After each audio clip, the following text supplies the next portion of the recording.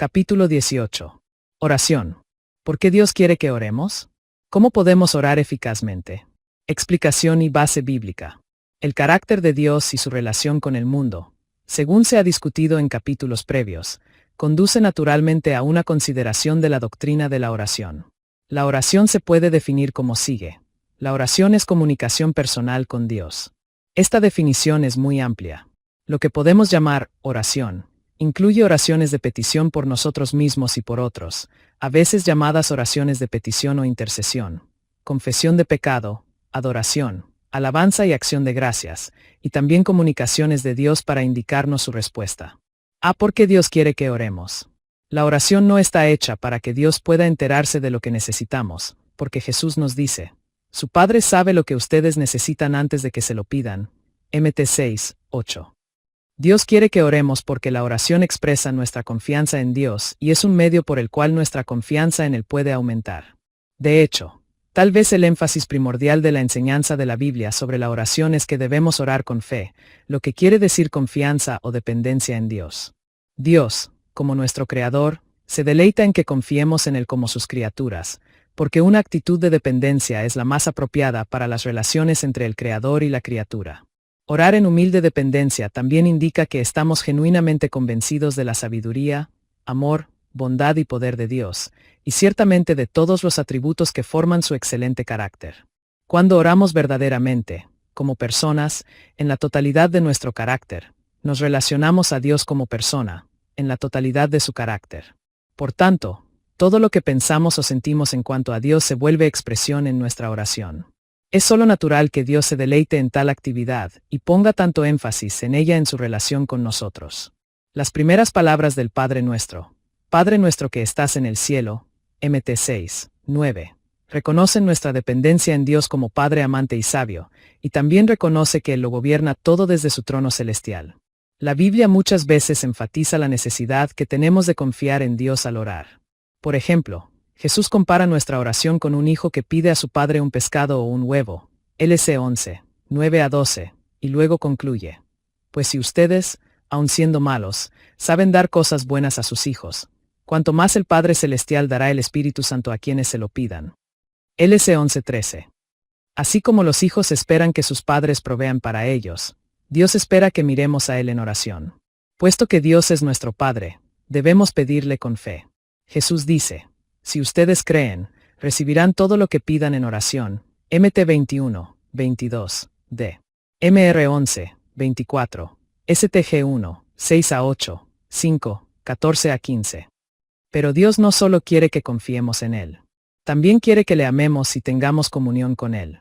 Esto, entonces, es una segunda razón por la que Dios quiere que oremos. La oración nos lleva a una comunión más honda con Dios, y a Él le encanta y se deleita en nuestra comunión con Él. Una tercera razón por la que Dios quiere que oremos es que en la oración Dios nos permite, como criaturas, participar en actividades que son de importancia eterna. Cuando oramos, la obra del reino avanza. De esta manera, la oración nos da la oportunidad de intervenir de una manera significativa en la obra del reino, y así dar expresión a nuestra grandeza como criaturas hechas a imagen de Dios. Ve la eficacia de la oración. ¿Cómo funciona la oración? ¿Acaso la oración no solamente nos hace bien, sino que también afecta a Dios y al mundo? 1. La oración cambia la manera en que Dios actúa.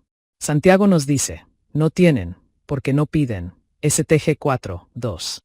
Él implica que el no pedir nos priva de lo que Dios nos daría si lo hacemos. Oramos, y Dios responde. Jesús también dice, pidan, y se les dará, busquen, y encontrarán, llamen, y se les abrirá la puerta.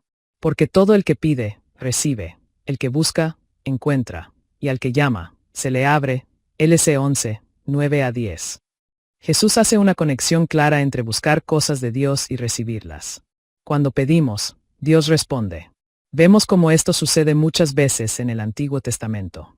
El Señor le declara a Moisés que va a destruir al pueblo de Israel por su pecado. Ex 32:9-10, Moisés intentó apaciguar al Señor su Dios, y le suplicó, Señor, calma ya tu enojo. Aplácate y no traigas sobre tu pueblo esa desgracia. Ex 32:11-12. Después leemos, entonces el Señor se calmó y desistió de hacerle a su pueblo el daño que le había sentenciado. Ex 32:14. Cuando Dios amenaza con castigar a su pueblo por su pecado, declara: si mi pueblo, que lleva mi nombre, se humilla y ora, y me busca y abandona su mala conducta, yo lo escucharé desde el cielo, perdonaré su pecado y restauraré su tierra. Segunda Cr 7, 14. Cuando el pueblo de Dios ora, con humildad y arrepentimiento, entonces Él oye y perdona. Las oraciones de su pueblo claramente afectan cómo actúa Dios. De modo similar, si confesamos nuestros pecados, Dios, que es fiel y justo, nos los perdonará y nos limpiará de toda maldad. Primera Jn 1:9. Nosotros confesamos, y entonces Él perdona. Si estuviéramos realmente convencidos de que la oración cambia la manera en que Dios actúa, y que Dios en efecto produce cambios asombrosos en el mundo en respuesta a la oración, como la Biblia repetidamente enseña que lo hace, oraríamos mucho más de lo que oramos. Si oramos poco es probablemente porque en realidad no creemos que la oración logre gran cosa.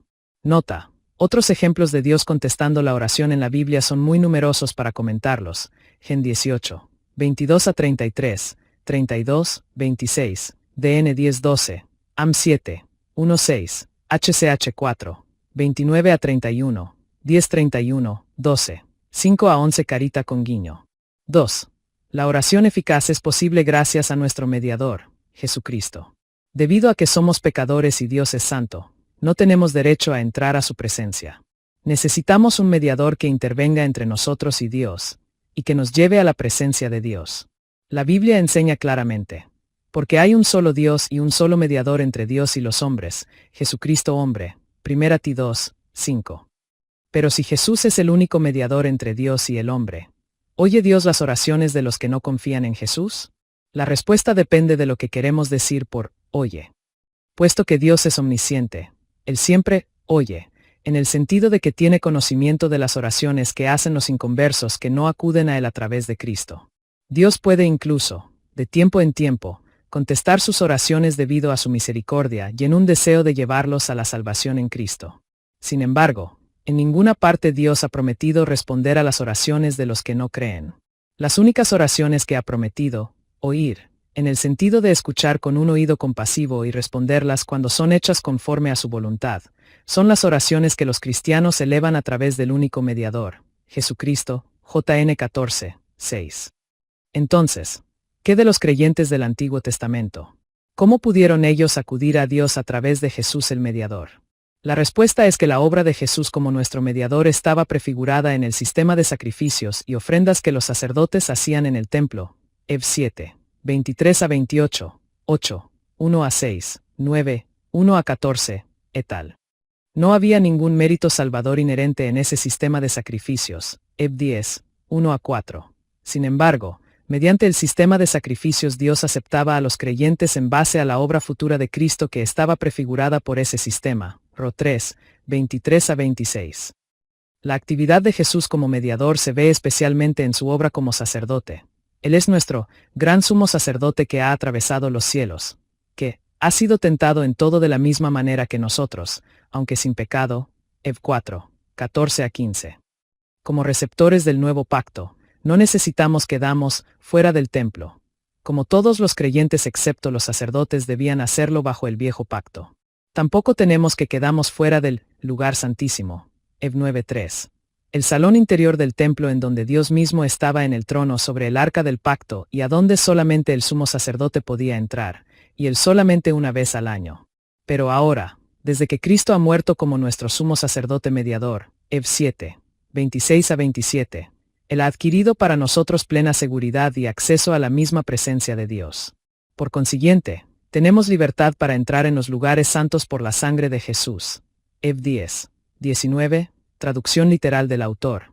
Es decir, en el lugar santo y en el lugar santísimo, la misma presencia de Dios.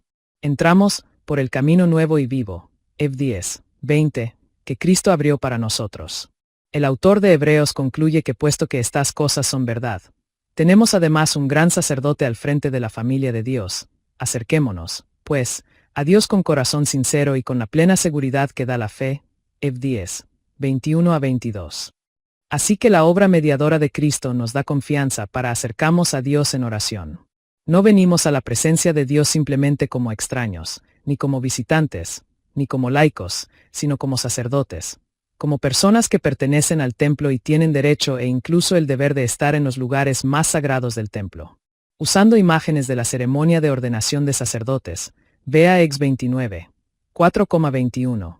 El autor de Hebreos presenta a todos los creyentes como ordenados para ser sacerdotes para Dios y por consiguiente capaces de entrar a su presencia, porque dice que nos acercamos, con corazón sincero y con la plena seguridad que da la fe, interiormente purificados de una conciencia culpable y exteriormente lavados con agua pura. Ev 10, 22, de 1 P 2, 9. ¿Tiene sentido todo esto para el cristiano moderno? Nadie hoy va a Jerusalén para entrar en el templo y allí, acercarse a Dios. Aunque fuéramos a Jerusalén, no hallaríamos ningún templo levantado, puesto que quedó destruido en el año 70 después de Cristo, que, entonces, quiere decir el autor de Hebreos cuando dice que entramos en el lugar santísimo. Está hablando de una realidad en el ámbito espiritual invisible. Con Cristo como nuestro mediador, entramos no al templo terrenal de Jerusalén, sino al verdadero santuario, al cielo mismo, a donde Cristo ha ido, para presentarse ahora ante Dios en favor nuestro. Ev 9, 24. 3. ¿Qué es orar? En el nombre de Jesús. Jesús dice, cualquier cosa que ustedes pidan en mi nombre, yo la haré. Así será glorificado el Padre en el Hijo. Lo que pidan en mi nombre, yo lo haré. GN 14, 13-14. También dice que Él escogió a sus discípulos, y que el Padre les dará todo lo que le pidan en mi nombre. GN 15, 16. De modo similar, dice, ciertamente les aseguro que mi Padre les dará todo lo que le pidan en mi nombre. Hasta ahora no han pedido nada en mi nombre. Pidan y recibirán, para que su alegría sea completa. GN 16, 23-24, CFEF. 5, 20. Pero, ¿qué significa esto? Claramente esto no significa simplemente añadir la frase, en el nombre de Jesús, después de cada oración, porque Jesús no dijo, si piden algo y añaden las palabras en el nombre de Jesús después de su oración, yo lo haré. Jesús no está hablando de añadir ciertas palabras como si fueran una especie de fórmula mágica que imprimiría poder a nuestras oraciones. En verdad, ninguna de las oraciones anotadas en la Biblia tiene la frase, en el nombre de Jesús, al final, vea MT 6, 9-13, HCH 1, 24-25, 4, 24-30, 27, 59, 913-14, 10, 14, AP 6, 10, 22, 20. Acercarse en el nombre de alguien quiere decir que otra persona nos ha autorizado para acercarse en base a su autoridad, y no en la nuestra. Cuando Pedro le ordena al cojo, en el nombre de Jesucristo de Nazaret, levántate y andad, HCH 3, 6, está hablando en la autoridad de Jesús, y no en la suya propia. Cuando el Sanedrín les preguntó a los discípulos, ¿con qué poder, o en nombre de quién, hicieron ustedes esto? HCH 4, 7. Están preguntándoles, ¿por autoridad de quién hicieron esto?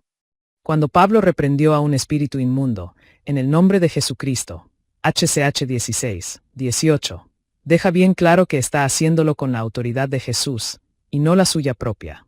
Cuando Pablo pronuncia juicio, en el nombre de nuestro Señor Jesús, 1 Cor 5, 4, sobre el miembro de la iglesia que es culpable de inmoralidad, está actuando con la autoridad del Señor Jesús.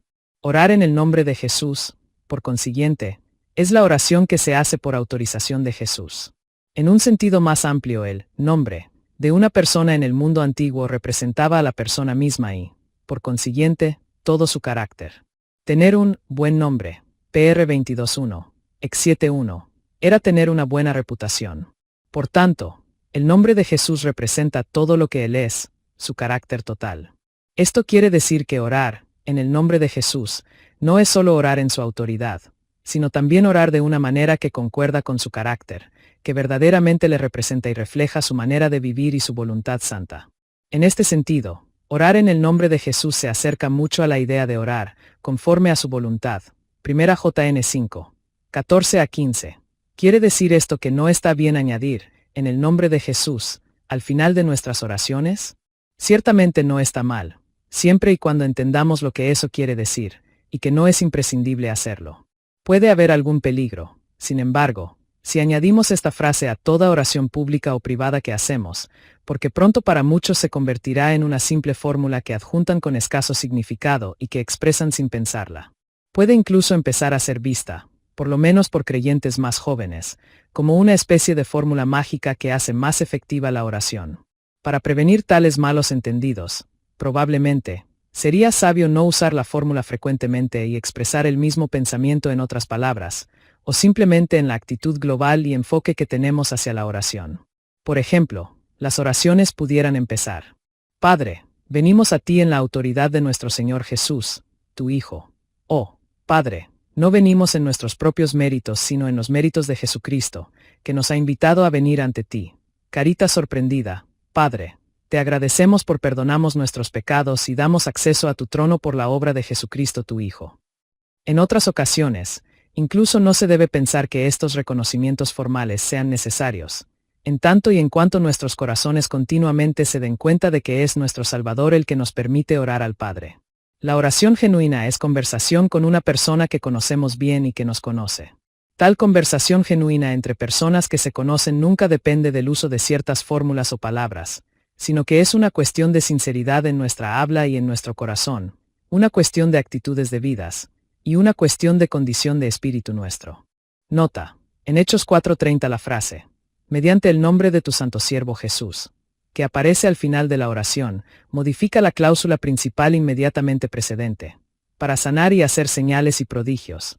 No es una afirmación general en cuanto a la manera en que se hace toda la oración.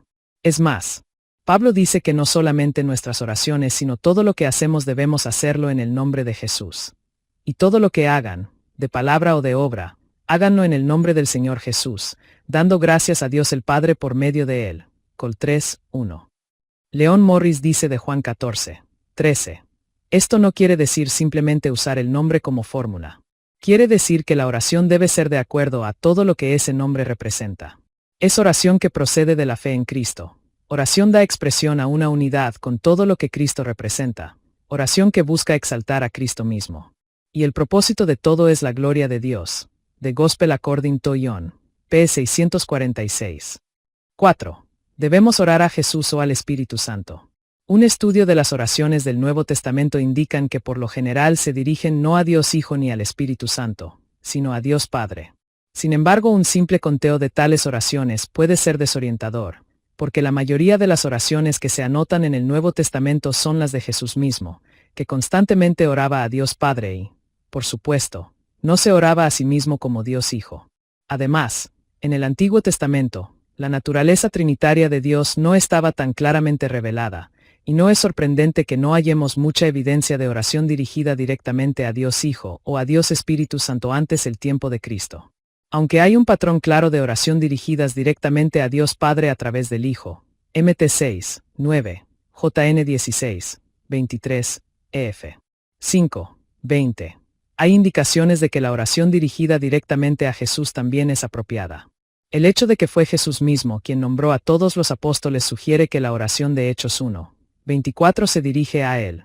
Señor, tú que conoces el corazón de todos, muéstranos a cuál de estos dos has elegido. Al morir Esteban ora, Señor Jesús, recibe mi espíritu. HCH 7:59. La conversación entre Ananías, el Señor, en Hechos 9:10-16 es con Jesús, porque en el versículo 17 Ananías le dice a Saulo, el Señor Jesús me ha enviado para que recobres la vista. La oración, Maranata. 1 Cor 16:22, se dirige a Jesús, así como también la oración de Apocalipsis 22:20. Ven, Señor Jesús. Y Pablo también oraba al Señor, en 2 Corintios 12:8 respecto a su espina en el cuerpo. Todavía más, el hecho de que Jesús es un sumo sacerdote fiel y misericordioso. E2:17, que puede compadecerse de nuestras debilidades. E4:15, se ve como un estímulo para que nos acerquemos confiadamente al trono de la gracia, en oración para recibir misericordia y hallar la gracia que nos ayude en el momento que más la necesitemos. E4:16. Estos versículos deben alentarnos a acercarnos directamente a Jesús en oración, y esperar que Él se compadezca de nuestra debilidad al orar. Hay, por consiguiente, clara garantía bíblica suficiente para animarnos a orar no solamente a Dios Padre, que parece ser el patrón primordial, y ciertamente sigue el ejemplo que Jesús nos enseñó en el Padre Nuestro, sino también a orar directamente a Dios Hijo, nuestro Señor Jesucristo. Ambas cosas son correctas, y podemos orar bien sea al Padre o al Hijo. Pero, ¿debemos orar al Espíritu Santo? Aunque en el Nuevo Testamento no se registra ninguna oración dirigida directamente al Espíritu Santo, no hay nada que prohíba tal oración, porque el Espíritu Santo, como el Padre y el Hijo, es plenamente Dios y es digno de oración, y es poderoso para responder nuestras oraciones. Note también la invitación de Ezequiel al aliento de vida, o Espíritu, en Es 37, 9. Decir que no podemos orar al Espíritu Santo es decir que no podemos hablar con Él ni relacionarnos personalmente con Él, 10 que no parece muy correcto. El Espíritu Santo también se relaciona con nosotros de una manera personal, puesto que es un consolador, GN 14, 16, 26. Los creyentes le conocen, GN 14, 17, y Él nos enseña, JN 14, 26. Nos da testimonio de que somos hijos de Dios, Ro 8, 16. Y nuestro pecado lo entristece. EF 4:30.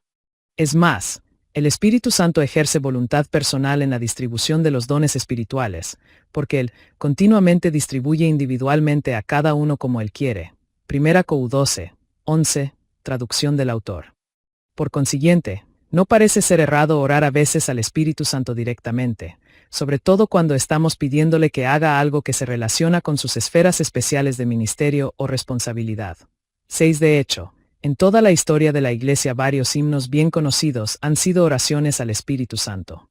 Pero este no es el patrón del Nuevo Testamento, y no debe convertirse en el énfasis dominante en nuestra vida de oración. Nota: el nombre Señor, gramo curios, se usa en Hechos y las epístolas primordialmente para referirse al Señor Jesucristo. L. Packer dice: ¿es apropiado orar al Espíritu? No hay ningún ejemplo de hacer esto en ninguna parte de la Biblia. Pero puesto que el Espíritu es Dios, no puede ser errado invocar y dirigirse a Él si hay buena razón para hacerlo. 5. El papel del Espíritu Santo en nuestra oración. En Romanos 8, 26 a 27 Pablo dice: asimismo, en nuestra debilidad el Espíritu acude a ayudarnos. No sabemos qué pedir, pero el Espíritu mismo intercede por nosotros con gemidos que no pueden expresarse con palabras. Y Dios, que examina los corazones, sabe cuál es la intención del Espíritu, porque el Espíritu intercede por los creyentes conforme a la voluntad de Dios. Los intérpretes difieren en cuanto a si los gemidos que no pueden expresarse con palabras son gemidos que el Espíritu Santo mismo emite o son nuestros propios gemidos y suspiros en oración, que el Espíritu Santo convierte en oraciones eficaces delante de Dios. Parece ser más probable que los gemidos o suspiros sean nuestros propios gemidos. Cuando Pablo dice que, en nuestra debilidad el Espíritu acude a ayudamos, v26, la palabra que se traduce, ayudar, gramos unantilambanomai, es la misma palabra que se usa en Lucas 10, 40, en donde Marta quiere que María vaya a ayudarle. La palabra no indica que el Espíritu Santo ora en lugar de nosotros, sino que el Espíritu Santo toma parte con nosotros y hace eficaces nuestras oraciones débiles. Así, tales suspiros o gemidos en la oración se entiende mejor como los suspiros o gemidos que nosotros emitimos, expresando los deseos de nuestro corazón y espíritu, que entonces el Espíritu Santo los convierte en oración eficaz. Relativo a esto es la pregunta de lo que significa orar en el Espíritu. Pablo dice: oren en el Espíritu en todo momento, con peticiones y ruegos, Ef 6, 18. Y Judas habla de orar en el Espíritu Santo, Jud 20. A fin de entender esta frase debemos darnos cuenta de que el Nuevo Testamento nos dice que muchas actividades se pueden hacer en el Espíritu Santo. Es posible simplemente estar en el Espíritu, como Juan lo estuvo en el día del Señor, Ap 1, 10, 4, 2. Y es posible regocijarse en el Espíritu Santo, LC 10, 21. Resolver o decidir algo en el Espíritu Santo, HCH 19, 21. Que la conciencia de uno de testimonio en el Espíritu Santo, Ro 9.1. Tener entrada a Dios en el Espíritu Santo, EF 2, 18. Y amar en el Espíritu Santo, Col 1, 8. Como explicaremos más completamente en el capítulo 30, más adelante, vea pp 674 a 78, 680. Estas expresiones parecen referirse a morar conscientemente en la presencia del mismo Espíritu Santo, una presencia que se caracteriza por cualidades semejantes a las de Dios de poder, amor, gozo, verdad, santidad, justicia y paz. Orar en el Espíritu Santo. Entonces, es orar en plena conciencia de la presencia de Dios a nuestro alrededor que nos santifica a nosotros y a nuestras oraciones. Nota. Otras razones por las que es mejor entender esos suspiros o gemidos como nuestros gemidos en la oración son: 1. El V23 dice que nosotros mismos gemimos, usando un verbo, estenazo, que es cognado del sustantivo que se traduce gemidos, estenagmos, en el V26. 2. Tales gemidos, que parecen implicar un grado de aflicción o angustia, son apropiados para las criaturas, VV. 22, 23, pero no para el Creador, y 3, V26b, que menciona gemidos que no pueden expresarse en palabra. Explica la primera cláusula del V26, que dice que el Espíritu nos ayuda, no que el Espíritu reemplace nuestras oraciones. La frase, que no pueden expresarse en palabras, no necesariamente quiere decir silenciosa o sin ruido, sino más bien puede querer decir que no es posible poner en palabras. 8 para una consideración adicional de Ro 8, 26-27. Vea capítulo 53. 9. Algunos han pensado que eso se refiere a hablar en lenguas, puesto que Pablo llama a hablar en lenguas orar, con el Espíritu. 1 Cor 14, 15. Pero eso no es una comprensión correcta, puesto que en 1 Cor 14, 15, el Espíritu no se refiere al Espíritu Santo sino al propio espíritu humano de Pablo. Note el contraste entre mi espíritu y mi entendimiento en el V14. Sé algunas consideraciones importantes en la oración eficaz. La Biblia indica algunas consideraciones que hay que tomar en cuenta para ofrecer la clase de oración que Dios desea de nosotros. 1. Hay que orar conforme a la voluntad de Dios. Juan nos dice: esta es la confianza que tenemos al acercarnos a Dios, que si pedimos conforme a su voluntad, Él nos oye. Y si sabemos que Dios oye todas nuestras oraciones, podemos estar seguros de que ya tenemos lo que le hemos pedido. 1 Jn 5, 14-15. Jesús nos enseña a orar: hágase tu voluntad, Mt 6, 10. Y Él mismo nos da un ejemplo, al orar en el jardín del Getsemaní. Pero no sea lo que yo quiero, sino lo que quieres tú, Mt 26, 39. Pero, ¿cómo sabemos cuál es la voluntad de Dios cuando oramos? Si el asunto por el que estamos orando se menciona en algún pasaje de la Biblia en el que Dios nos da un mandamiento o una declaración directa de su voluntad, la respuesta a esta pregunta es fácil. Su voluntad es que obedezcamos su palabra y guardemos sus mandamientos. Debemos procurar obediencia perfecta a la voluntad moral de Dios en la tierra para que se haga la voluntad de Dios, en la tierra como en el cielo. Mt 6, 10. Por esto el conocimiento de la Biblia es una ayuda tremenda en la oración, pues nos capacita para seguir el patrón de los primeros cristianos que citaban la Biblia al orar. Vea HCH 4, 25-26. La lectura regular y memorización de la Biblia, cultivada a través de muchos años de vida cristiana, aumentará la profundidad, poder y sabiduría de nuestras oraciones. Jesús nos animó a tener sus palabras en nosotros cuando oramos, porque dice: si permanecen en mí y mis palabras permanecen en ustedes, pidan lo que quieran, y se les concederá. Gn 15, 7. Esto quiere decir, por ejemplo, que si estamos buscando sabiduría para tomar una decisión importante, no tenemos que preguntarnos si es la voluntad de Dios que recibamos sabiduría para actuar como es debido. La Biblia ya ha resuelto ese asunto por nosotros, porque hay una promesa de la Biblia que se aplica.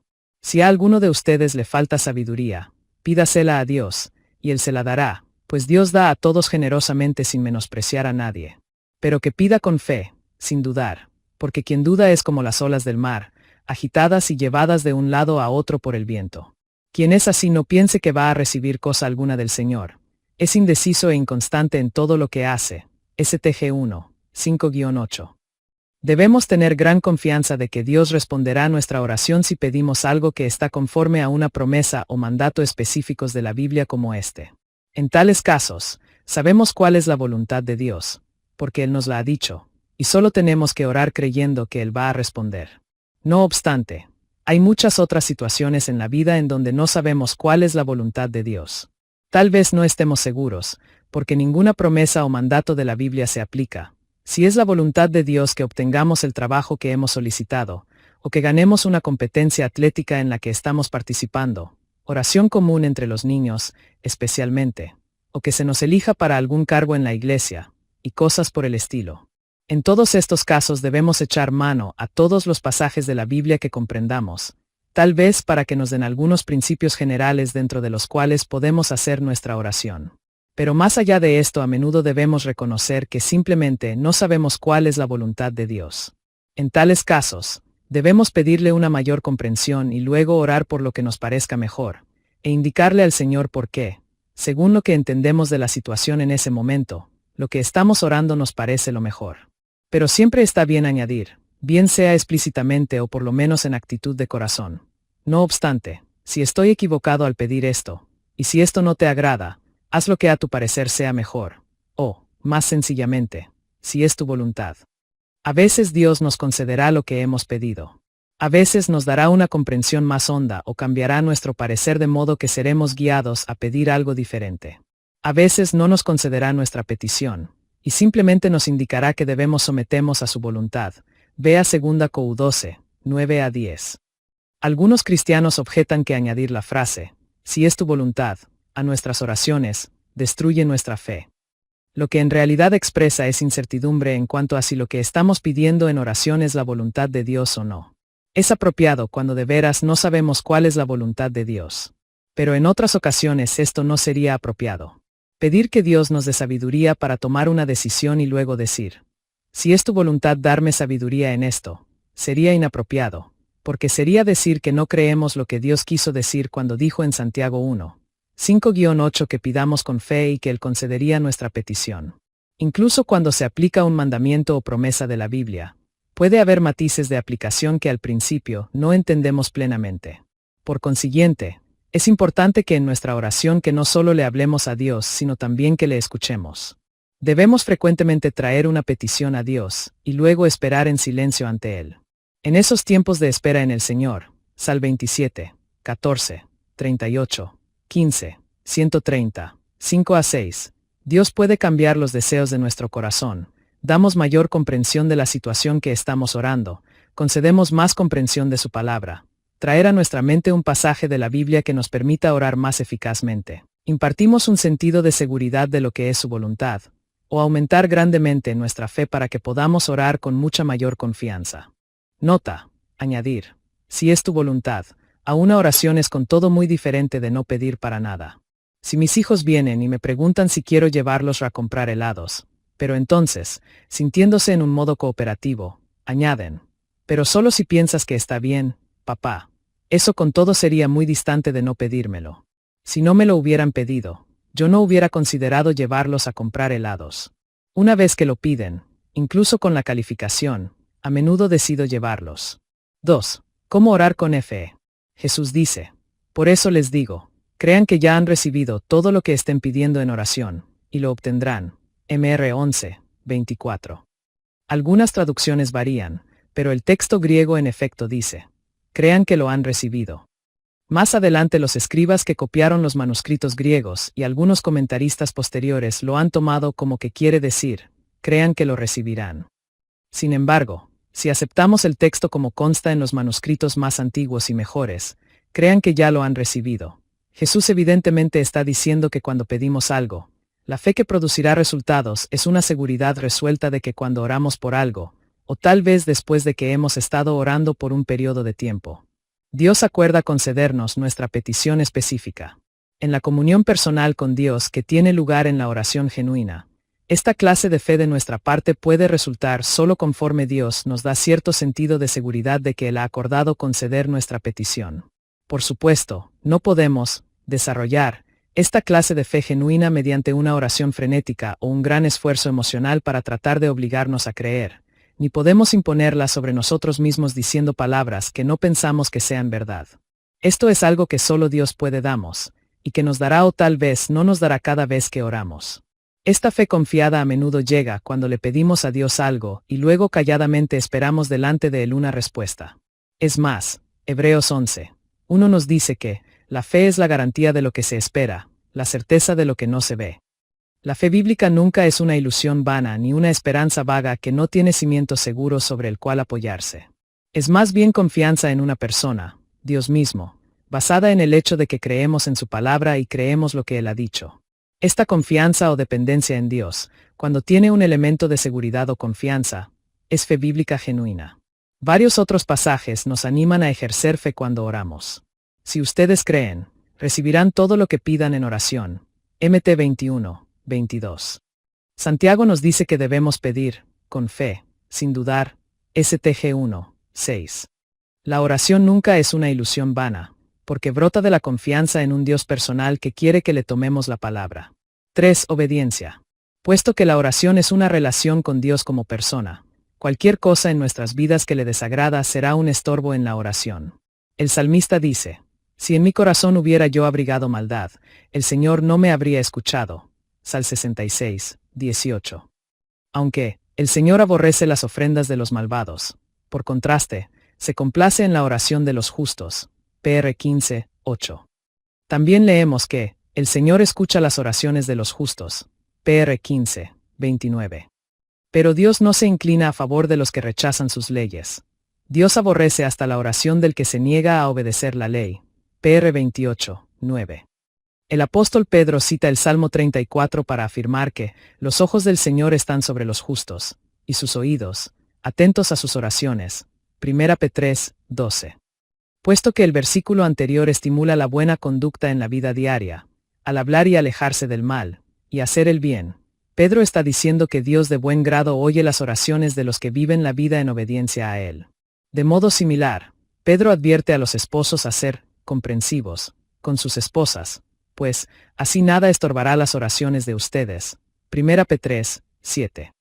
De manera similar, Juan nos recuerda la necesidad de una conciencia clara ante Dios cuando oramos, porque dice, si el corazón no nos condena, tenemos confianza delante de Dios, y recibimos todo lo que le pedimos porque obedecemos sus mandamientos y hacemos lo que le agrada.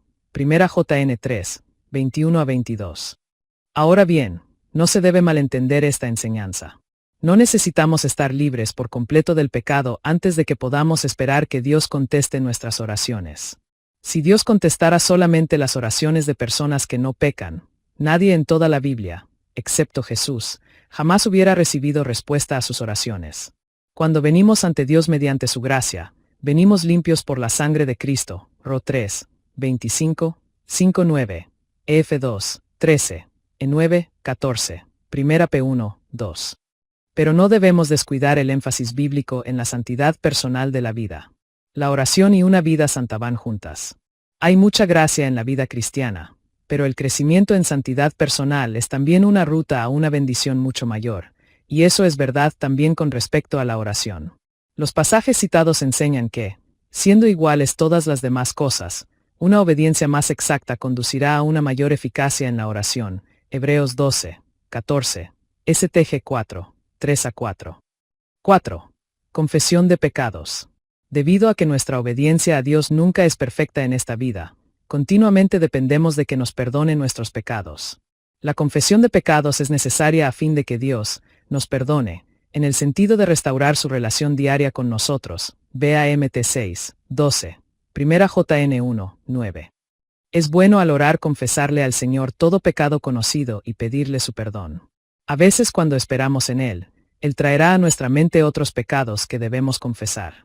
Respecto a esos pecados que no recordamos o de los que no nos damos cuenta, es apropiado orar la oración general de David. Perdóname aquellos de los que no estoy consciente. Sal 19, 12. A veces el confesar nuestros pecados a otros creyentes de confianza nos traerá seguridad de perdón y también estímulo para vencer el pecado. Santiago relaciona la confesión mutua con la oración, porque en un pasaje en que habla de la oración poderosa Santiago nos anima. Por eso, confiésense unos a otros sus pecados, y oren unos por otros, para que sean sanados. STG 5, 16. 5. Perdonar a otros. Jesús dice, si perdonan a otros sus ofensas, también los perdonará a ustedes su Padre Celestial. Pero si no perdonan a otros sus ofensas, tampoco su Padre les perdonará a ustedes las suyas. Mt 6, 14 a 15. De modo similar, Jesús dice, y cuando estén orando, si tienen algo contra alguien, perdónenlo, para que también su Padre que está en el cielo les perdone a ustedes sus pecados. Mr 11, 25. Nuestro Señor no tiene en mente la experiencia inicial de perdón que conocemos cuando somos justificados por fe, porque eso no pertenecería a la oración que elevamos día tras día. Vea Mt 6, 12 con VV. 14 a 15. Más bien se refiere a la relación con Dios día tras día que necesitamos que sea restaurada cuando hemos pecado y lo hemos ofendido. De hecho, Jesús nos ordena integrar en nuestras oraciones una petición de que Dios nos perdone de la misma manera que nosotros hemos perdonado a otros que nos han hecho daño, en el mismo sentido de relación personal, de perdonar. Es decir, no guardar rencor ni sentir amargura contra otra persona ni albergar ningún deseo de hacerles daño. Perdónanos nuestros pecados, como también nosotros hemos perdonado a los que pecan contra nosotros. Mt 6:12, traducción del autor. Si hay alguien a quien no hemos perdonado cuando elevamos esta oración, estamos pidiéndole a Dios que no nos restaure a una buena relación con Él cuando hemos pecado, que es lo que nosotros nos hemos rehusado a hacer con otros. Puesto que la oración da por sentada una relación con Dios como persona, esto no es extraño. Si hemos pecado contra Él y hemos entristecido al Espíritu Santo, F. 4:30, y el pecado no ha sido perdonado, nuestra relación con Dios se interrumpe, y 59, 1 a 2. Mientras el pecado no sea perdonado y las relaciones restaurada, la oración será, por supuesto, difícil. Es más, si tenemos falta de perdón contra alguien, no estamos actuando de una manera que agrada a Dios o que nos beneficie. Por eso Dios declara, Mt 6, 12,14-15, que Él se alejará de nosotros hasta que perdonemos a los demás. 6. Humildad. Santiago nos dice que Dios se opone a los orgullosos, pero da gracia a los humildes. STG 4:6. También 1 P 5:5. Por consiguiente dice, humíllense delante del Señor, y Él los exaltará. STG 4:10. La humildad es, por tanto, la actitud apropiada que hay que tener al orar a Dios, en tanto que el orgullo es totalmente inapropiado. La parábola que relató Jesús en cuanto al fariseo y al recaudador de impuestos ilustra esto. Cuando el fariseo se levantó a orar, se jactaba, «Oh Dios, te doy gracias porque no soy como otros hombres ladrones, malhechores, adúlteros, ni mucho menos como ese recaudador de impuestos. Ayuno 2 veces a la semana y doy la 10ª parte de todo 10 que recibo». LC 18, 11 a 12. Al contrario, el humilde recaudador de impuestos ni siquiera se atrevía a alzar la vista al cielo, sino que se golpeaba el pecho y decía, «Oh Dios, ten compasión de mí, que soy pecador». LC 18, 13. Jesús dijo que éste volvió a su casa justificado, y no el fariseo, pues todo el que a sí mismo se enaltece será humillado, y el que se humilla será enaltecido. LC 18, 14. Por eso Jesús condenó a los que hacen largas plegarias para impresionar a los demás. LC 20:47. Y a los hipócritas a los que les encanta orar de pie en las sinagogas y en las esquinas de las plazas para que la gente los vea. Mt 6:5. Dios con todo derecho es celoso de su honor. 11. Por consiguiente, no se agrada en responder a las oraciones de los orgullosos que se irrogan honor para sí mismos antes de dárselo a Él. La verdadera humildad ante Dios, que también se refleja en la genuina humildad ante otros, es necesaria para la oración eficaz. 7. Hay que perseverar en oración por un largo periodo de tiempo. Así como Moisés estuvo 2 veces en el monte 40 días ante Dios por el pueblo de Israel, DT 9, 25 a 26, 10, 10 a 11. Y tal como Jacob le dijo a Dios, no te soltaré hasta que me bendigas. GN 32, 26. Vemos en la vida de Jesús un patrón de mucho tiempo dedicado a la oración. Cuando le seguían grandes multitudes, él mismo a menudo se alejaba a regiones desiertas y oraba. LC 5, 16, traducción del autor. En otra ocasión, pasó toda la noche en oración a Dios. LC 6, 12. A veces, como en el caso de Moisés y Jacob, la oración por un largo periodo de tiempo debe ser oración por un asunto específico. LC 18, 1 a 8. Cuando fervientemente estamos buscando de Dios una respuesta a una oración específica, podemos repetir la misma petición varias veces. Pablo le pidió al Señor, 3 veces, 2 Cor 12:8, que le quitara la espina que tenía en su carne. Jesús mismo, cuando estuvo en el jardín del Getsemaní, le pidió al Padre, no me hagas beber este trago amargo, pero no sea lo que yo quiero, sino lo que quieres tú. Mr 14, 36. Luego, después de haber vuelto y hallado a sus discípulos durmiendo, Jesús oró de nuevo y elevó la misma petición con las mismas palabras. Una vez más se retiró e hizo la misma oración. Mr 14, 39. Estas son instancias de repetición ferviente en la oración por una necesidad que se siente hondamente. No son ejemplos de lo que Jesús prohíbe. La acumulación de frases vacías, en la creencia errónea de que las muchas palabras lograrán que sean oídas. Mt 6, 7. Hay también un elemento de comunión continua con Dios al orar por un largo tiempo. Pablo nos llama a orar sin cesar. 1 TS 5, 17. Y anima a los colosenses a hacer lo mismo. Dedíquense a la oración. Perseveren en ella con agradecimiento. COU 14, 2. Tal devoción continua a la oración incluso mientras estamos dedicados a los quehaceres diarios debe caracterizar la vida de todo creyente.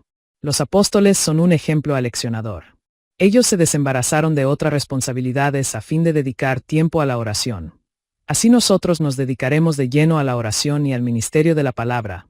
HCH 6, 4. 8. Hay que orar fervientemente. Jesús mismo, que es nuestro modelo de oración, oraba fervientemente. En los días de su vida mortal, Jesús ofreció oraciones y súplicas con fuerte clamor y lágrimas al que podía salvarlo de la muerte, y fue escuchado por su reverente sumisión. Es 5, 7. En algunas de las oraciones de la Biblia casi podemos oír la gran intensidad con que los santos derramaban su corazón delante de Dios. Daniel clamaba: Señor, escúchanos. Señor, perdónanos. Señor, atiéndenos y actúa. Dios mío, haz honor a tu nombre y no tardes más. Tu nombre se invoca sobre tu ciudad y sobre tu pueblo. DN 9, 19. Cuando Dios le mostró a Amós el castigo que iba a derramar sobre su pueblo, Amós suplicó: Señor mi Dios, te ruego que perdones a Jacob. ¿Cómo va a sobrevivir, si es tan pequeño? Am 7, 2. En las relaciones personales, si intentamos fingir intensidad emocional y ponemos una máscara de emoción que no concuerda con lo que de veras sentimos, los demás por lo general percibirán nuestra hipocresía al instante y eso los desilusionará.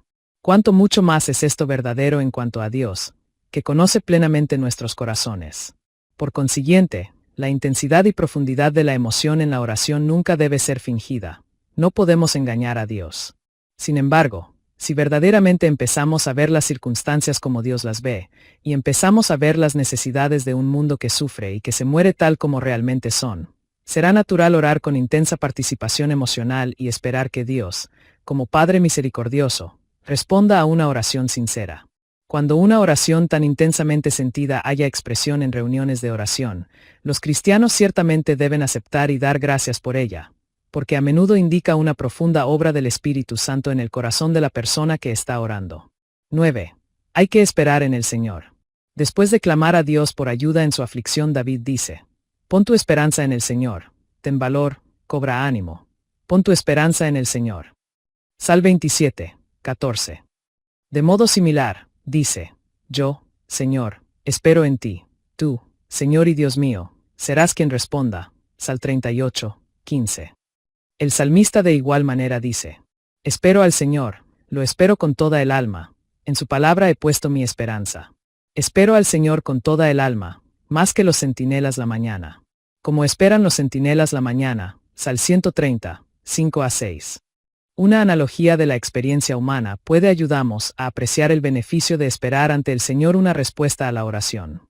Si deseamos invitar a alguien a casa para cenar, hay varias maneras en que podemos hacerlo. Primero, podemos extender una invitación vaga y general. Me encantaría que vinieras a casa a cenar algún día de estos. Casi nadie vendría a cenar basándose solo en ese tipo de invitación. Esto es como la oración vaga y general. Dios, bendice a todas mis tías y tíos, y a todos los misioneros. Amén. Segundo, podríamos hacer una invitación específica pero apresurada e impersonal. Alfredo, ¿podrías venir a casa a cenar el viernes a las 6 de la tarde? Pero tan pronto como las palabras salen de nuestra boca nos alejamos dejando a Alfredo con una expresión perpleja en su cara porque ni siquiera le dimos tiempo para que respondiera. Así son muchas de nuestras peticiones de oración. Le decimos palabras a Dios como si el mismo hecho de expresarlas, sin ninguna intervención del corazón en lo que decimos, recabara una respuesta de Dios. Pero esta clase de petición olvida que la oración es una relación entre dos personas, uno mismo y Dios. Hay una tercera clase de invitación, que es de corazón, personal y específica. Después de esperar para cerciorarme de que cuento con toda la atención de Alfredo, puedo mirarle directamente a los ojos y decirle: Alfredo, a Margarita y a mí nos encantaría que fueras a casa a cenar este viernes a las 6 de la tarde. ¿Podrías ir? Y entonces, todavía mirándole directamente a los ojos, esperar en silencio y con paciencia hasta que él decida contestar. Él sabe por mi expresión de la cara, el tono de mi voz, el momento y la ocasión en que le hablé que estoy poniendo todo mi ser en la petición, y que me estoy relacionado con él como persona y como amigo. Esperar pacientemente una respuesta muestra mi anhelo, mi sentido de expectación, y mi respeto por él como persona. Esta tercera clase de petición es como la del cristiano ferviente que viene ante Dios.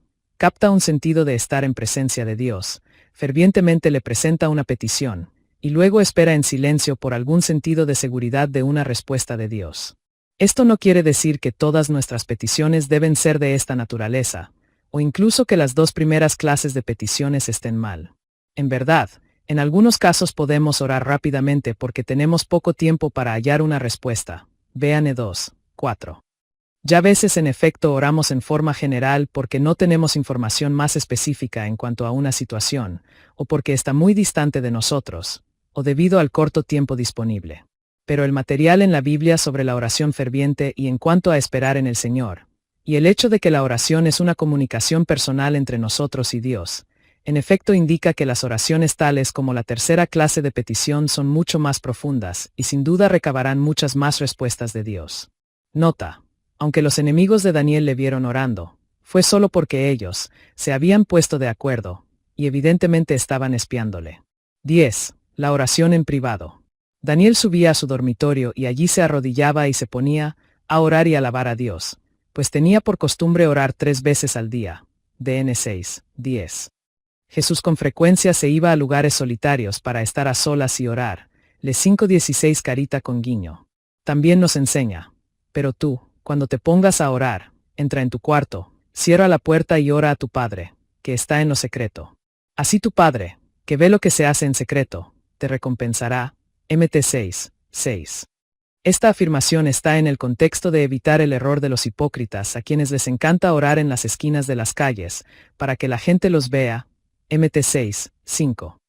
Hay sabiduría en la amonestación de Jesús de orar en secreto, no solo para que evitemos la hipocresía, sino también para que no nos distraiga la presencia de otros, y por ello modifiquemos nuestra oración para amoldarla a lo que pensamos que ellos esperan oír. Cuando estamos verdaderamente a solas con Dios, en lo privado de un cuarto en donde hemos cerrado la puerta, Mt 6:6, entonces podemos derramar ante Él nuestros corazones. La necesidad de orar en privado también puede tener implicaciones para grupos pequeños o reuniones de oración en la iglesia. Cuando los creyentes se reúnen para buscar fervientemente al Señor respecto a algún asunto específico, a menudo es útil si pueden estar en lo privado de un hogar, donde se cierra la puerta y colectivamente pueden clamar a Dios. Al parecer esta era la manera en que los primeros cristianos oraban cuando estaban suplicando fervientemente a Dios por la liberación de Pedro que estaba en la cárcel. Vea HCH 12, 5, 12-16. 11. Oración con otros. Los creyentes hallan fortaleza al orar con otros. De hecho, Jesús nos enseña: además les digo que si 2 de ustedes en la tierra se ponen de acuerdo sobre cualquier cosa que pidan, les será concedida por mi Padre que está en el cielo. Porque donde 2 o 3 se reúnen en mi nombre, allí estoy yo en medio de ellos. Mt 18, 19-20. Hay muchos otros ejemplos en la Biblia de creyentes que oraron juntos, y en donde una persona guió a toda la congregación en oración. Note la oración de Salomón, en presencia de toda la asamblea de Israel, en la dedicación del templo en 1 R 8, 22-53, o la oración de la iglesia primitiva en Jerusalén cuando alzaron unánimes la voz en oración a Dios, en HCH 4, 24. Incluso el Padre Nuestro lo pone en plural. No dice: dame hoy mi pan cotidiano, sino: danos hoy nuestro pan cotidiano, y perdónanos nuestros pecados, y no nos guíes a la tentación sino líbranos del mal. Mt 6, 11-13, traducción del autor. Orar con otros, entonces, es correcto y a menudo aumenta nuestra fe y la eficacia de nuestras oraciones. Nota: en este punto también podemos mencionar que Pablo habla un uso del don de hablar en lenguas durante la oración privada. Porque si yo oro en lenguas, mi espíritu ora, pero mi entendimiento no se beneficia en nada. ¿Qué debo hacer entonces? Pues orar con el espíritu, pero también con el entendimiento. cantar con el espíritu, pero también con el entendimiento. 1 Cor 14, 14-15. Cuando Pablo dice, mi espíritu ora, no está refiriéndose al Espíritu Santo, sino a nuestro propio espíritu humano, porque el contraste que es con mi entendimiento. Su propio espíritu está derramando nuestras peticiones ante Dios, y esas peticiones las entiende Dios y resultan en edificación personal. El que habla en lengua se edifica a sí mismo. 1 Cor 14, 4. Consideraremos este don más completamente en el capítulo 53, más adelante. Aunque los 4 versículos previos, vv. 15-18, tienen que ver con la disciplina de la Iglesia, la expresión, otra vez, al principio del v19 marca un ligero cambio en el tema, y no es apropiado tomar los vv. 19-20 como una afirmación más amplia en cuanto a la oración en general en el contexto de la Iglesia. 12. El ayuno. En la Biblia a menudo se conecta la oración con el ayuno. A veces hay ocasiones de súplica intensa ante Dios, como cuando Nehemías, al oír de la ruina de Jerusalén, por algunos días, ayuné y oré al Dios del cielo. Ne 1, 4. O cuando los judíos se enteraron del decreto de Asuero para matarlos, y había gran duelo entre los judíos, con ayuno, llanto y lamentos. Est 4:3. O cuando Daniel buscó al Señor. Además de orar, ayuné y me vestí de luto y me senté sobre cenizas. DN 9:3. En otras ocasiones se conecta el ayuno con el arrepentimiento, porque Dios le dice al pueblo que ha pecado contra él. Ahora bien, afirma el Señor, vuélvanse a mí de todo corazón, con ayuno, llantos y lamentos. G 12:12. En el Nuevo Testamento, Ana, día y noche adoraba a Dios con ayunos y oraciones. LC 2:37, en el templo, y mientras en la iglesia de Antioquía, ayunaban y participaban en el culto al Señor, fue cuando el Espíritu Santo dijo, apártenme ahora a Bernabé y a Saulo para el trabajo al que los he llamado. HCH 13:2. La iglesia respondió con más ayuno y oración antes de enviar a Bernabé y a Saulo en su primer viaje misionero. Así que después de ayunar, orar e imponerles las manos, los despidieron. HCH 13:3. Es más, el ayuno era una parte de rutina para buscar la dirección del Señor con respecto a los oficiales de la iglesia, porque en el primer viaje misionero de Pablo leemos que él y Bernabé, al viajar de nuevo por las iglesias que había fundado, en cada iglesia nombraron ancianos y, con oración y ayuno. HCH 14:23. Así que el ayuno apropiadamente acompañó a la oración en muchas circunstancias. En tiempo de intercesión intensa, arrepentimiento, adoración y búsqueda de dirección. En cada una de estas situaciones surgen varios beneficios del ayuno, todos los cuales afectan nuestra relación con Dios. 1. El ayuno aumenta nuestro sentido de humildad y dependencia en el Señor, porque nuestra hambre y debilidad física continuamente nos recuerdan que no somos realmente fuertes en nosotros mismos, sino que necesitamos del Señor. 2. El ayuno nos permite dedicar más atención a la oración, porque no gastamos tiempo en comer. Y 3. Es un recordatorio continuo de que, así como sacrificamos alguna comodidad personal para el Señor al no comer, debemos continuamente sacrificar todo nuestro ser a Él. Es más. 4. El ayuno es un buen ejercicio en disciplina propia, porque al abstenemos de ingerir alimentos, que sería el deseo ordinario, nuestra capacidad de abstenemos de pecar se fortalece, a lo cual de otra manera nos veríamos tentados a ceder. Si nos entrenamos para aceptar el pequeño sufrimiento de ayunar voluntariamente, seremos más capaces de aceptar otros sufrimientos por amor de la justicia. Ev 5:8, 1 P 4, 1-2. 5. El ayuno también eleva nuestra actitud de alerta espiritual y mental y un sentido de la presencia de Dios al enfocamos menos en las cosas materiales de este mundo, como la comida, y conforme las energías de nuestro cuerpo quedan libres de digerir y de procesar la comida. Esto nos capacita para enfocar las realidades espirituales eternas que son mucho más importantes. Finalmente. 6. Ayunar expresa fervor y urgencia en nuestras oraciones. Si persistimos en ayunar, moriremos. Por consiguiente, de una manera simbólica, el ayuno le dice a Dios que estamos preparados para poner nuestras vidas a fin de que la situación cambie antes que continuar en ella. En este sentido, el ayuno es especialmente apropiado cuando el estado espiritual de una iglesia está por el suelo. Ahora bien, afirma el Señor, vuélvanse a mí de todo corazón, con ayuno, llantos y lamentos. Rasguense el corazón y no las vestiduras. JL 2:12-13a. Aunque el Nuevo Testamento no exige específicamente que ayunemos, ni que fijemos tiempos especiales en que debemos ayunar, Jesús ciertamente da por sentado que ayunaremos, porque les dice a los discípulos, cuando ayunen, Mt 6:16. Aún más, Jesús también dice, llegará el día en que se les quitará el novio, entonces sí ayunarán, Mt 9:15. Él es el novio, nosotros somos sus discípulos, y durante esta presente edad de la Iglesia Él ha sido quitado de nosotros hasta el día en que vuelva. La mayoría de los cristianos en Occidente no ayunan, pero, si estuviéramos dispuestos a ayunar más regularmente, incluso por 1 o 2 comidas, nos sorprendería cuánto mucho más poder y fuerza espiritual tendríamos en nuestras vidas y en nuestras iglesias. Nota, razones similares, dedicar más tiempo a la oración y dejar a un lado algún placer personal, probablemente explica el permiso de Pablo a los casados para dejar de lado las relaciones sexuales, de común acuerdo, y solo por un tiempo, para dedicarse a la oración, 1 Cor 7:5.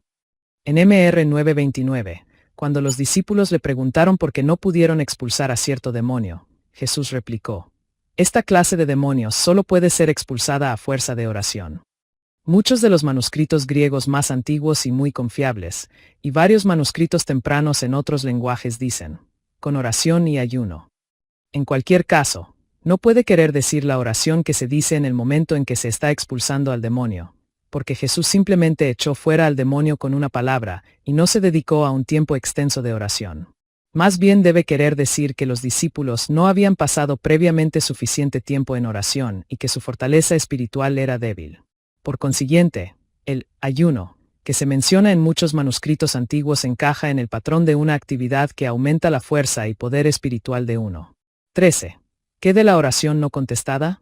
Debemos empezar reconociendo que en tanto Dios es Dios y nosotros somos sus criaturas, debe haber algunas oraciones no contestadas. Esto se debe a que Dios mantiene ocultos sus planes sabios para el futuro, y aunque la gente ora, muchos acontecimientos no se realizarán sino en el momento en que Dios haya decretado. Los judíos oraron por siglos porque viniera el Mesías, y con razón, pero no fue sino cuando se cumplió el plazo, que Dios envió a su Hijo, Ga 4:4. Las almas de los mártires en el cielo, libres de pecado, claman que Dios juzgue la tierra, Ap 6:10. Pero Dios no responde de inmediato, más bien les dice que descansen por un tiempo más, Ap 6:11. Es claro que puede haber largos periodos de demora durante los cuales las oraciones no reciben respuesta, porque los que oran no saben el tiempo sabio que Dios tiene determinado. La oración también quedará sin respuesta porque no siempre sabemos cómo orar como debemos, Ro 8:26. No siempre oramos conforme a la voluntad de Dios, STG 4:3, y no siempre pedimos con fe, STG 1:6-8. Y a veces pensamos que cierta solución es mejor, pero Dios tiene un plan mejor, incluso realizar su propósito mediante el sufrimiento y la adversidad. Sin duda José oró fervientemente que lo rescataran de la cisterna o que no fuera llevado a Egipto como esclavo, GN 37, 23-36. Pero muchos años más tarde halló como a pesar de aquellos acontecimientos, Dios transformó ese mal en bien, GN 50, 20. Cuando tenemos una oración no contestada, nos unimos a Jesús, que oró, Padre, si quieres, no me hagas beber este trago amargo, pero no se cumpla mi voluntad, sino la tuya, LC 22:42. Nos unimos también a Pablo, que por 3 veces, le pidió al Señor que le quitara su espina en el cuerpo, pero no fue así, más bien el Señor le dijo, te basta con mi gracia, pues mi poder se perfecciona en la debilidad, 2 Cor 12, 8-9. Nos unimos a David, que oró por la vida de su hijo, pero el niño murió. Así que, luego se vistió y fue a la casa del Señor para adorar, y dijo de su hijo, yo iré a donde él está, aunque él ya no volverá a mí, 2S12, 20,23. Nos unimos a los mártires de toda la historia que oraron pidiendo una liberación que no llegó, pero no valoraron tanto su vida como para evitar la muerte, Ap 12:11. Cuando la oración sigue sin contestar debemos continuar confiando en Dios, quien dispone todas las cosas para el bien de quienes lo aman, Ro 8:28, y echar sobre él nuestros cuidados, sabiendo que él continuamente se preocupa por nosotros, 1 P 5:7. Debemos seguir recordando que él da fuerza suficiente para cada día, DT 33:25, y que ha prometido, nunca te dejaré, jamás te abandonaré, Ev 13, 5, Ro 8, 35 a 39. También debemos perseverar en la oración. A veces una respuesta largamente esperada se recibe de repente, como cuando Ana, que después de muchos años tuvo un hijo, un S1, 19-20, o como cuando Simeón vio llegar al templo al Mesías largamente esperado, LC2, 25 a 35. Pero a veces las oraciones quedan sin contestación en esta vida. A veces Dios responde esas oraciones después de que el creyente muere. En otras ocasiones no las contesta, pero incluso entonces la fe expresada en esas oraciones y las expresiones de sincero amor a Dios y a las personas que se han hecho ascenderán como incienso agradable ante el trono de Dios, Ap 5, 8, 8, 3 a 4, y resultará en aprobación, gloria y honor cuando Jesucristo se revele. 1 P1, 7. De alabanza y acción de gracias. La alabanza y acción de gracias a Dios, que se considerarán más completamente en el capítulo 51, son elementos esenciales de la oración. La oración modelo que Jesús nos dejó empieza con una alabanza. Santificado sea tu nombre.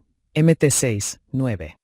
Y Pablo les dice a los filipenses, en toda ocasión, con oración y ruego, presenten sus peticiones a Dios y denle gracias. FLP 4, 6. Y a los colosenses, dedíquense a la oración, perseveren en ella con agradecimiento. Col 4, 2. La acción de gracias, como todo otro aspecto de la oración, no debe ser un repetir mecánico de un gracias a Dios, sino que deben ser palabras que reflejen el agradecimiento de nuestro corazón. Es más, nunca debemos pensar que expresar agradecimiento anticipado a Dios por la respuesta a algo que le pedimos puede de cierta manera obligar a Dios a que nos lo dé. Porque eso cambia la oración de una petición genuina y sincera a una exigencia que da por sentado que podemos obligar a Dios a hacer lo que queremos que haga. Oración en ese espíritu niega la naturaleza esencial de la oración como dependencia en Dios. Al contrario, el tipo de agradecimiento que apropiadamente acompaña a la oración debe expresar gratitud a Dios por todas las circunstancias, por todas las cosas de la vida que Él permite que nos pasen. Cuando, en todas circunstancias, unimos expresiones de agradecimiento humilde, casi infantil, a nuestras oraciones, 1 TS 5, 18, estas serán aceptables a Dios. Preguntas para aplicación personal. 1. ¿Tiene a menudo dificultad con la oración? ¿Qué de este capítulo le ha sido útil respecto a esto? 2. ¿Cuándo ha tenido los tiempos de oración más eficaces de su vida? ¿Qué factores contribuyeron a hacer más efectivas esas ocasiones? ¿Qué otros factores necesitan más atención en su vida de oración? ¿Qué puede hacer usted para fortalecer cada uno de esos aspectos? 3. ¿Cómo le ayuda y le estimula, si es así, el orar con otros creyentes? 4. ¿Ha tratado alguna vez de esperar en silencio ante el Señor después de hacer una petición ferviente en oración? Si es así, ¿cuál ha sido el resultado? 5. ¿Tiene usted un tiempo regular cada día para la lectura privada de la Biblia y la oración? ¿Hay ocasiones cuando se distrae fácilmente y se desvía a otras actividades? Si es así, ¿cómo pudiera superar esas distracciones? 6. ¿Disfruta usted al orar? ¿Por qué sí o por qué no? Términos especiales. Fe. En el nombre de Jesús. Esperar en el Señor. Oración. Pasaje bíblico para memorizar. Hebreos 4, 14-16. Por lo tanto, ya que en Jesús, el Hijo de Dios, tenemos un gran sumo sacerdote que ha atravesado los cielos, aferrémonos a la fe que profesamos. Porque no tenemos un sumo sacerdote incapaz de compadecerse de nuestras debilidades, sino uno que ha sido tentado en todo de la misma manera que nosotros, aunque sin pecado. Así que acerquémonos confiadamente al trono de la gracia para recibir misericordia y hallar la gracia que nos ayude en el momento que más la necesitemos. Himno. Seguridad. 1. Aun cuando cruja la tierra en temblores, el gran amor de Dios firme está. Su paz ofrece al que sufre dolores, pues su promesa Él cumplirá. 2. Y si la paz se la mira turbada y grandes cambios infunden temor, Dios siempre verte inmóvil, pues nada podrá a su pueblo causarle pavor. 3. Poder nos da en los graves peligros, su ayuda es fiel siempre que hay frustración. El fuerte es para damos alivio, y en las tormentas nos da protección. 4. Y tus mandatos, oh Dios, conocemos. Ven, pues, ayúdanos con tu poder, y mientras vuelves, Señor, ya sabemos que en tu esperanza podemos crecer. Autor. Basado en Isaías 54 horas y 10 minutos. Letra 1 Sandel. Trad. Al inglés. Eun con Pearson. STR. 1 y 4. Alt.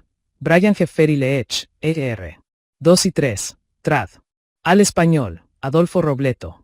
Tomado del Himnario Bautista, número 327. Publicado 24 julio 2014 por Enánimes. Etiquetas. Construyendo Teología. La Iglesia Bíblica Visible Obrero Peregrino.